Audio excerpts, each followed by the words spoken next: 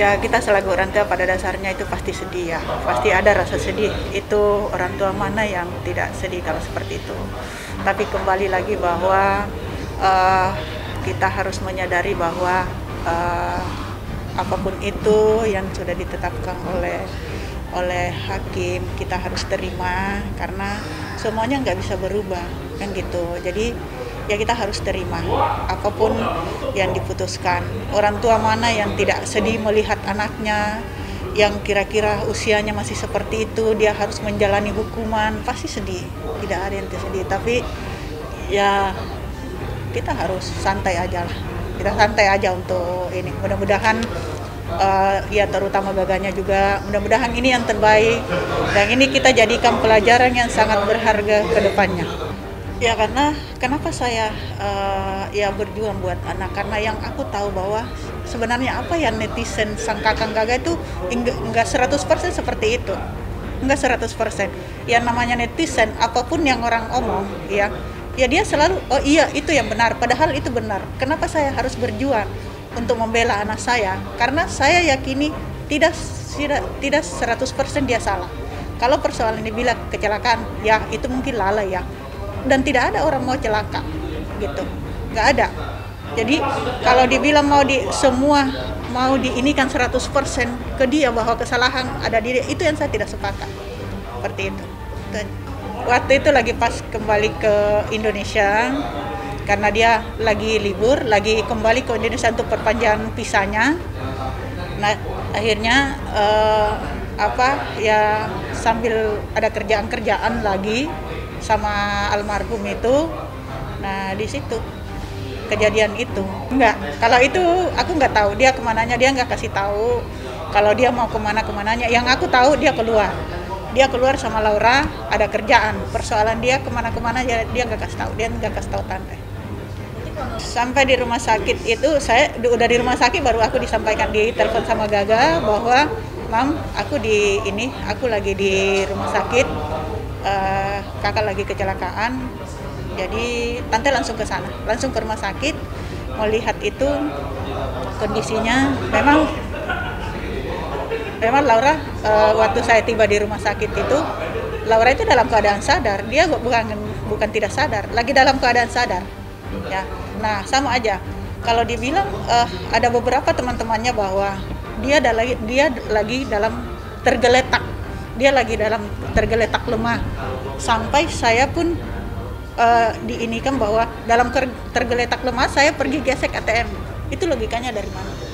Aku dikabarin Gaga itu pukul 6.30. Pukul 6.30 dia telepon tante, tapi waktu itu karena pagi, jadi kita kan ya namanya pagi, ibu-ibu di rumah itu kan nggak langsung pegang HP ya. Jadi aku lihat HP itu sekitar jam 9-an.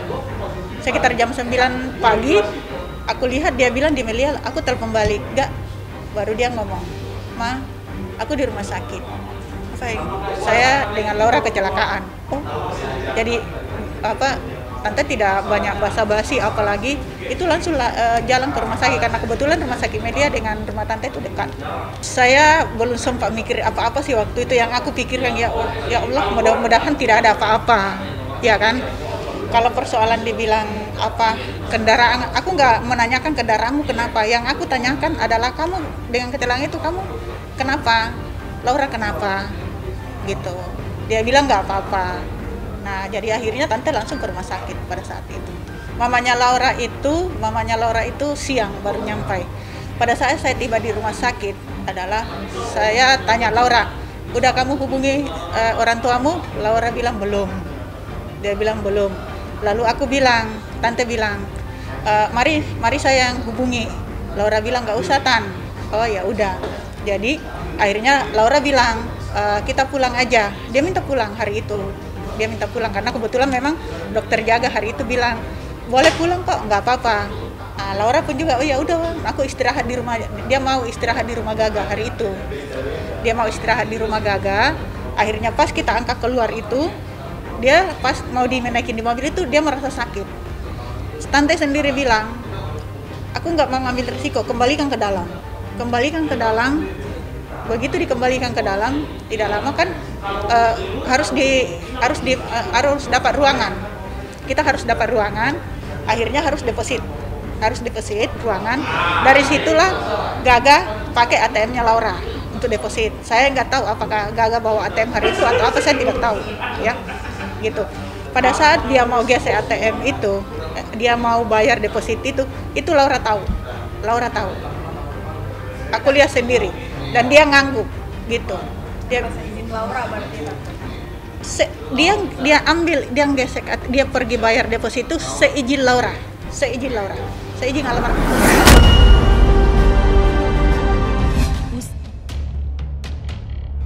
Final fitting insya Allah di awal Februari. Jadi memang hari ini khusus buat Mas Kiko dulu, calon pengantin pria. Jadi bajunya udah jelas kelihatan tadi, dan alhamdulillah kami berdua bersyukur banget dapat support luar biasa dari Brutus yang memang dari awal seperti tadi aku udah sampaikan ke teman-teman, kami berdua pilih karena banyak banget pertimbangannya. Dari hasil yang udah pasti bagus, kualitas yang bagus, orang yang baik. Jadi menunjukkan hasil tadi kita memang sesuai sama ekspektasi banget gitu. Nah, untuk aku sendiri kemarin udah fitting 2 kali ya. Dan nanti Februari akan dipastiin lagi karena kan berat badan masih mungkin naik turun, itu yang dikhawatirkan.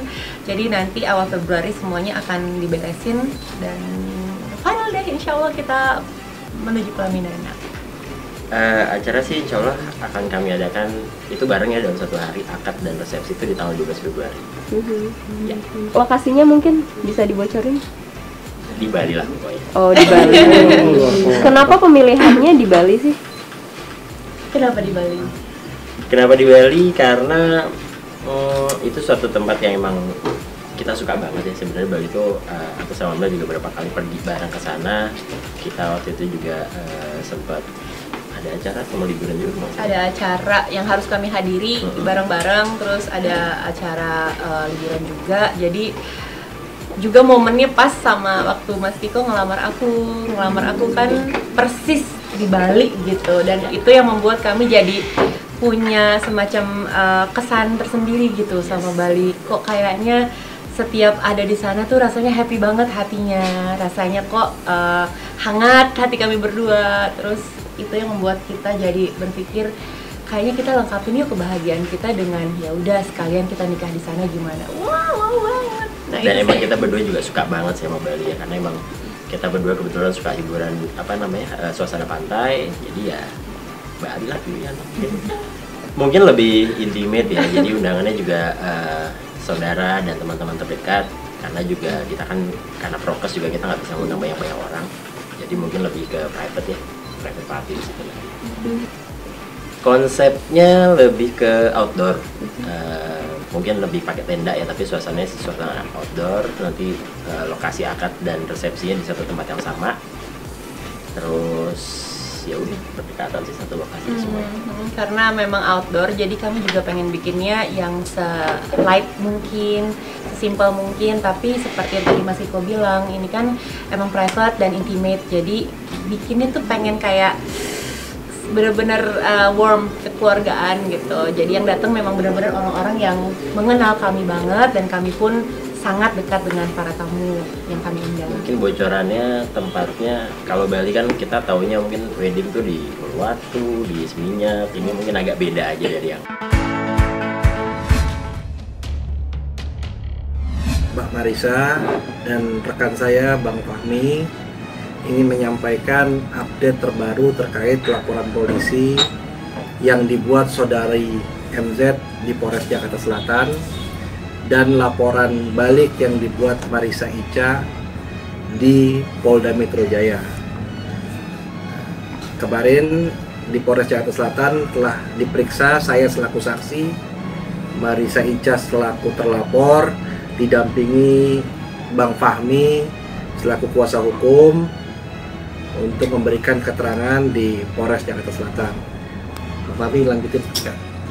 Jadi gini, terkait dengan laporan MZ terhadap Marisa atau Ica mengenai dugaan penganiayaan yang dilaporkan di Polres Jakarta Selatan sudah berproses, dan saat ini kita juga sudah menerima surat penghentian bahwasanya terkait laporan tersebut tidak ditemukan fakta adanya tindakan kekerasan yang dilakukan oleh Ica atau Marisa.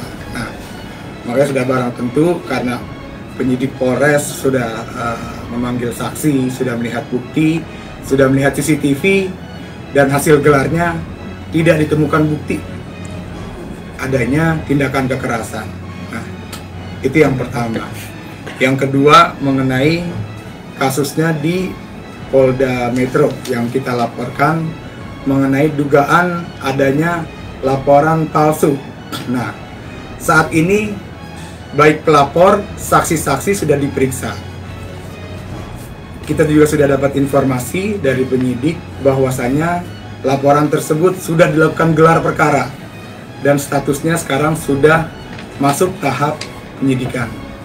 Nah, tinggal kedepannya kita ikuti prosesnya dan kita harap juga dari pihak MZ supaya kooperatif gitu. Kita berharap supaya MZ ini bisa mempertanggungjawabkan perbuatannya karena konsekuensi laporan itu sudah membawa dampak negatif buat klien kita, buat Marisa yang dianggap seolah-olah mempunyai melakukan kekerasan.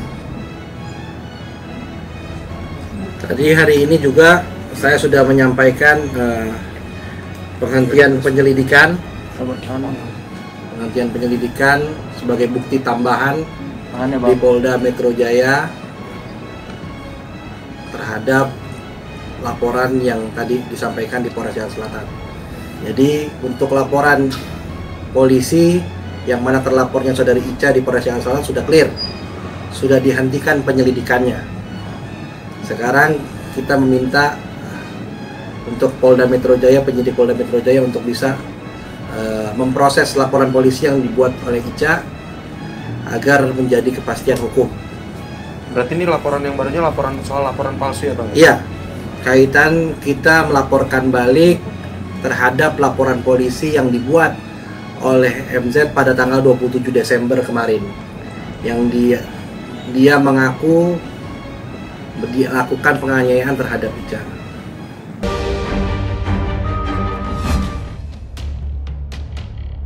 Baru WhatsApp, video call, tapi komunikasi sih kemarin lama, terus sering lah gitu. Cuma kalau yang lebih sering ketemu ya Tala gitu kan, gitu. Karena Feral juga kan kesibukannya super ya gitu. Jadi kita sekarang mencoba mengerti. Alhamdulillah ya, momen-momen ya itulah ya kan kita memang udah akan menjadi satu keluarga gitu loh. Akan menjadi satu keluarga ya, pasti seneng lah namanya kumpul keluarga, karena buat kita sih family is number one. Sebelum lahiran mintanya maternity-nya itu yang banyak warna. Yang udah setup warna kesukaan. Nah, aslinya dia lagi pengen warna hijau emerald, habis itu dia minta warna pink karena anaknya baby girl. Terakhir dia pengen warna kesukaannya. Arti maternity sendiri adalah lebih ke foto kasih sayang sih. Foto kasih sayang menuju hari H gitu. Iya, karena ada yang endorse. Ada yang endorse bling-blingnya karena aku beberapa tahun terakhir kan udah nggak terlalu bling, nggak pede gitu. Jadi waktu pakai bling-bling nggak pede sebenarnya. Tapi karena istri bilang, "Sayang pakai keren," terus ada yang udah siapin juga, terus ada yang endorse juga ya. Kan sebelum-sebelumnya juga udah beli kendaraan buat anak, jadi waktu itu udah ada alhamdulillah yang buat anak.